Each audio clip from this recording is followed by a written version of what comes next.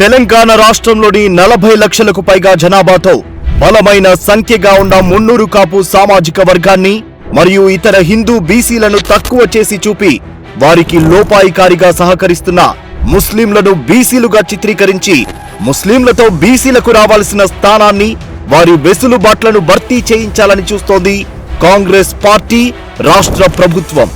ఎట్టి పరిస్థితుల్లో ఈ ప్రయత్నాన్ని రాష్ట్రంలోని ఏ ఒక్క బీసీ మున్నూరు కాపు కూడా ఈ ప్రయత్నాలను సఫలీకృతం కానివ్వబోమని తెలియజేస్తున్నాం.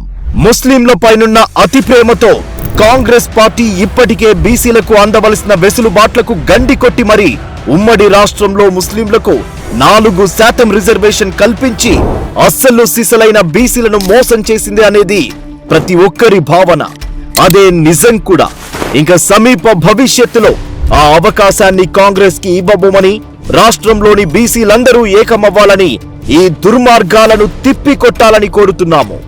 మున్నూరు కాపులను మరియు ఇతర బీసీలను తక్కువ చేయాలనే ఆలోచనతో ఈ దుశ్చర్యకు పాల్పడ్డ కాంగ్రెస్ కు బుద్ధి చెప్తామని బీసీలందరి తరపున మరొక్కసారి రాష్ట్ర ప్రజలకు తెలియజేస్తూ, ఇదే రకమైన రాచరిక నిర్ణయాలకు పాల్పడితే సహించబోమని ఈ పాలకులకు అర్థమయ్యేలా ప్రజలందరి కూడా బలంగా బుద్ధి చెప్తారు అనేది మా నమ్మకం. వారు కూడా ఈ ప్రభుత్వం సంవత్సర కాలంగా అనుసరిస్తున్న వైఖరి, వీరి ఏకఛత్రాధిపత్య తీరుతో విసిగిపోయారు. అందుకే ఇప్పుడు ప్రజలందరి నోటా ఒకటే మాట: కాంగ్రెస్ హటావో, తెలంగాణ బచావో. కాంగ్రెస్ హటావో, కాన్స్టిట్యూషన్ బచావో.